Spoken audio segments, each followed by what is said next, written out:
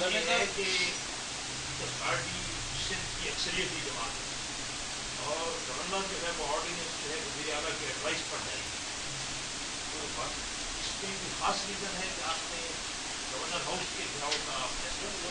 ہاں، اس کی وجہ ہے، اس کی لاجیکل وجہ یہ ہے کہ جس دن پہلے جو منصوبہ تھا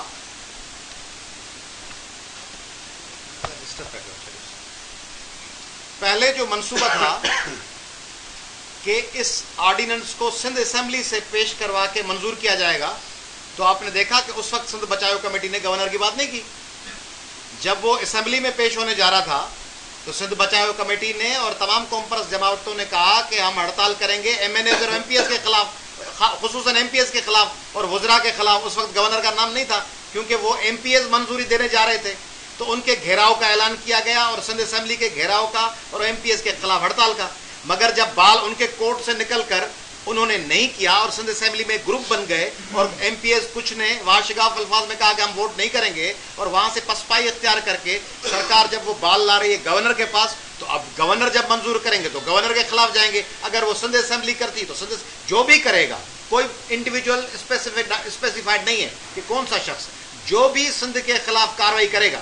آپ نے دیکھا کہ جب 13 اگست کی ہڑتال ہوئی یا اس سے پہلے توے ٹانگے گئے اور چوڑیاں پھینکی گئی اور گھروں کا گھیرا ہوا، تو گورنر کا نہیں ہوا، ان ایم پی ایس کا ہوا جو پیپلز پارٹی کے سندھ دشمن رول پلے کر رہے تھے. تو شخصیت کا معاملہ نہیں ہے، پالیسیز کون بنا رہا ہے اور کون اس پہ مہرے کے طور پہ استعمال ہو رہا ہے.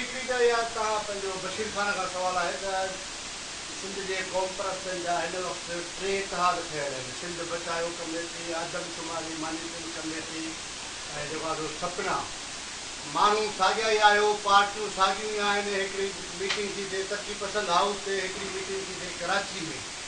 इहा ॻाल्हि सम्झ में नथी अचे त इहो छा मसइलो आहे. जेकॾहिं को तव्हां हिकिड़ो इतिहाद ठाहियो कंहिं बि नाले सां, ठीकु आहे, उहो तंज़ीमी तौर ते पार्टी जा मंशूर आहिनि, अलॻि सां हुजनि, पर कंहिं बि हिकिड़े प्लेटफॉर्म ते जेके बि सिंध जा मसइला आहिनि, टिनि जा अलॻि अलॻि इजलास ऐं तक़रीबन जेका आदमशुमारी मॉनिटरिंग कमेटी आहे उहा कॾहिं कॾहिं को फ़ैसिलो ॾींदी आहे त जेको आहे सिंध सां नाइंसाफ़ी आहे, असां एहतजाज जी तहरीक जो ऐलान था कयूं, वरी आदमशुमारी मॉनिटरिंग कमेटी जो फ़ैसिलो, वरी सपना जो अलॻि फ़ैसिलो. ॻाल्हि हाणे आयात लतीफ़ फलीजे खे सिंध बचायो कमेटीअ खे कहिड़ी ज़रूरत महसूस थी जेके दावत ॾियण आई आयात लतीफ़ फलीजो जॾहिं त हू पाण सिंध जो क़ौम परस्त आहे, अवामी तहरीक क़ौम परस्ती जी दावा करे थी, बशीर कुरैशी कराचीअ मां सीट जी हुनखे दावत ॾियण आयो आहे. इहे माना शयूं छा आहिनि, किसो छा आहे?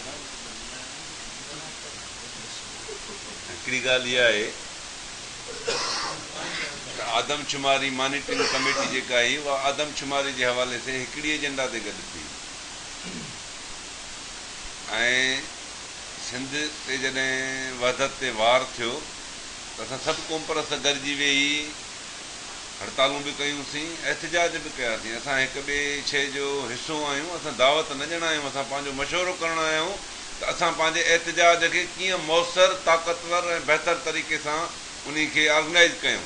बाक़ी हाणे उहो कुझु थी वई त बाबा उन मीटिंग वक़्तु जेको आहे मिसाल सलाह मशवरो या का ॻाल्हि रहिजी वई या साईंजन जी मसरूफ़ियत ई, उन हवाले सां हिकिड़ी शिरकत न थी सघी. असां उन शइ खे वधीक मेच्योर बि कयूं पिया. हाणे हालांकि क़ादिर मक्सी असां सां हिन मिसाल फ़ैसिले में गॾु हुयो, पर पोइ बि असां उन सां मशवरो कंदासीं त असां कीअं जेको आहे सो हिन एहतजाज खे वधीक ताक़तवर ऐं मौसर बणायूं, जंहिंसां हीउ जेको सिंध दुश्मन अमल पीपल्स पार्टी करणु चाहे पई उन खे असां ख़तमु करे सघूं.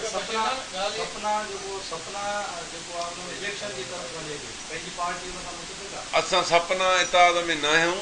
असां क्लियर तौर ते चऊं था त पार्लियामेंटी सियासत सां जीअं सिंध क़ौमी महाज जो को तालुक़ु कोन्हे को. असां साईं जीएम साहिब जे फ़िक्र तहत सिंधु देश जी आज़ादी जे लाइ जदोजहद कयूं पिया, पर सिंध जे मथां जेका बि मुसीबत ईंदी, जेको बि सिंध सां ज़्यादती थींदी, सिंध जो जेको बि नंढे खां वॾो मसइलो हूंदो, उन ते जदोजहद पंहिंजो करणु फ़र्ज़ु सम्झूं था. असां चाहियूं था त सिंध जा जेके बि घण घुरा आहिनि, सिंध जा क़ौम परस्त आहिनि, उहे सभु गॾिजी सिंध ते जेको बि तकलीफ़ वारो ॾुख वारो वक़्तु हुजे उन में असां पाण में गॾु हुजूं, मुतहद हुजूं. उहो इज़हार हाणे थी चुको आहे. हींअर सिंध जा जेके बि क़ौम परस्त आहिनि, भली खणी सलाह में हुजूं न हुजूं, पर असां अनकंडीशनल हिक ॿिए सां गॾु आहियूं.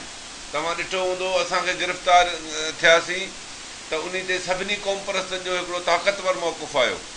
भली जेकॾहिं अयाज़ लतीफ़ पलीजे साहिबु जेकॾहिं सिंध जे कंहिं मसइले ते का कॉल कई हूंदी, का हड़ताल कई हूंदी, असां सिंध जी बग़ैर पुछण जे, बग़ैर चवण जे असां उन जी हिमायत कई हूंदीसीं। ऐं इहो जेको माहौल हिकिड़ो सिंध जे अंदरि वेझड़ाइप वारो पैदा थियो आहे त सिंध जा जेके सॼण आहिनि पंहिंजे धरती जी मालिकी ऐं वारसी जे लाइ हाणे पाण में मुतहद पिया थियनि ऐं अॻिते हली इहा हिकिड़ी वॾी ताक़तवर शइ जुड़ंदी जेका सिंध जे दुश्मननि में फड़फोट बि विझंदी ऐं सिंध जा माण्हू पंहिंजे धरती जी मालिकी करण जे अहल बि थींदा।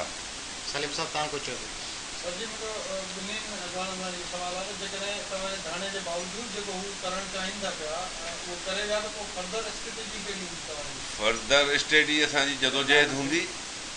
असां घेराव बि कंदासीं, वरी हड़ताल कंदासीं, रोडनि रस्तनि ते ईंदासीं, पुरमुन एहतजाज जो हर उहो तरीक़ो अख़्तियार कंदासीं जंहिंसां असां इन सिंध दुश्मन ऑर्डिनेंस खे ख़तमु करायूं।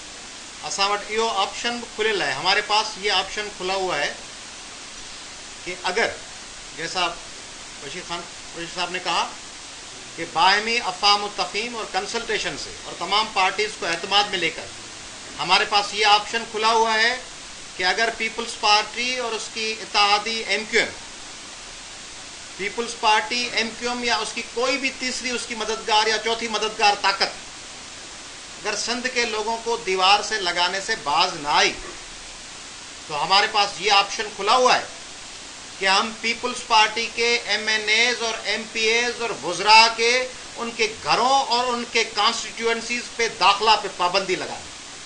और मैं पूरी जिम्मेदारी से आपको कह रहा हूँ, आपने गुज़िश्ता अगस्त में ये माहौल देखा था कि पीपल्स पार्टी के वुज़रा अपने घर छोड़ के भाग गए थे, सिंधियाणी तहरीक की बहनों के खौफ से अपने घरों से फरार हो गए थे।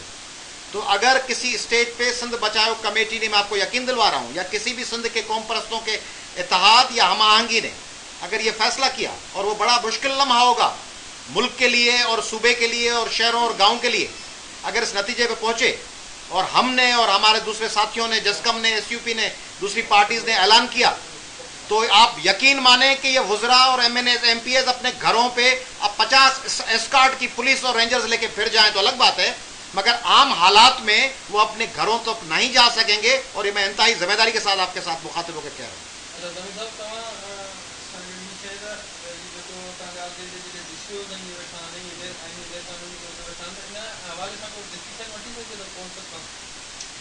ॾिसो, पहिरियों त ई मुकमल तौर ते सियासी मसइलो आहे जेको मुशरफ जेको आहे सो निज़ाम मुसलत कयो। आइन में इहो आहे त ऑर्डिनेंस 90 ॾींहंनि लाइ आहे, पर जीअं त जेको आहे असेंबली न हुई 2001 में, 2002 में जॾहिं इलेक्शन्स थी वियूं असेंबली जी, त उहो असेंबली मां हिननि खे पास कराइणो हो, सिंध असेंबली मां हुन कॾहिं बि पास न करायो ऐं उहो जेको आहे सो एक्सपायर थी वियो, ऑटोमेटिकली एक्सपायर थी वियो। छो त हुननि जो चवणु इहो आहे त असीं 17वीं तरमीम में इनखे प्रोटेक्शन ॾेई छॾियो आहे ऐं आइन में लिखियलु आहे त पार्लियामेंट को सूबाई कानून नथी ठाहे सघे, उहा आइन जे आर्टिकल 142 जी वायोलेशन आहे। ऐं पार्लियामेंट खे को बि अख़्तियार न आहे त सूबाई कानून को ठाहे सघे। उन हिसाब सां 2002 खां ही ऑर्डिनेंस गैर कानूनी आहे मुकमल तौर ते ऐं उहो वजूद ई नथो रखे। उनजे करे जॾहिं बि सिंध असेंबली खे इहो मौक़ो आयो 2011 में, वरी उनखे उन रिपीट करे छॾियो पंहिंजो हक़ इस्तेमालु करे। मुंहिंजो इहो दावा सां चवां थो 2035 खां वठी 1935 खां वठी 2011 ताईं सिंध असेंबलीअ खे कॾहिं बि लेजिस्लेशन करण जी मकानी इदारनि ते जेको आहे सो इजाज़त न ॾिनी वई आहे। उन जूं हथ ऐं बाहूं ॿधा विया आहिनि त उहो पंहिंजे सूबे में पंहिंजो निज़ाम जेको आहे मुतारफ़ कराए। हाणे जॾहिं उन ऑर्डिनेंस खे रद्द कयो आहे त हाणे गवर्नर खे को बि अख़्तियार कोन्हे जो उन ऑर्डिनेंस खे रिवाइव करे या को ॿियो ऑर्डिनेंस जारी करे। वकील साहब, हिकिड़ो मुंहिंजो सुवाल आहे, ज़ुल्फ़िकार मिर्ज़ा बि हींअर क़ौम परस्ती मैदान ते लही पियो आहे, छा उनखे बि तव्हां हिन एहतिजाज लाइ दावत ॾिनी? सिंध तकलीफ़ में आहे, सिंध जे मदद जे लाइ जेको बि दुख वधाईंदो सुठी ॻाल्हि आहे। असांजी सॼे सिंध जे माण्हुनि खे हींअर अपील कई न बशीर ख़ान ऐं मूं ऐं दोस्तनि त सारी सिंध जा माण्हू अचनि। सॼे सिंध जे माण्हुनि मां को बि माण्हू सिंध जे दर्द खे पंहिंजो दर्द सम्झे थो त उनखे बिना दावतुनि जे इंतज़ारनि ऐं बिना फॉर्मेलिटीज़ जे उनखे अची पहुचणु खपे। जेको बि ईंदो उहो असां ॾुख में कावड़ में शरीक हूंदो।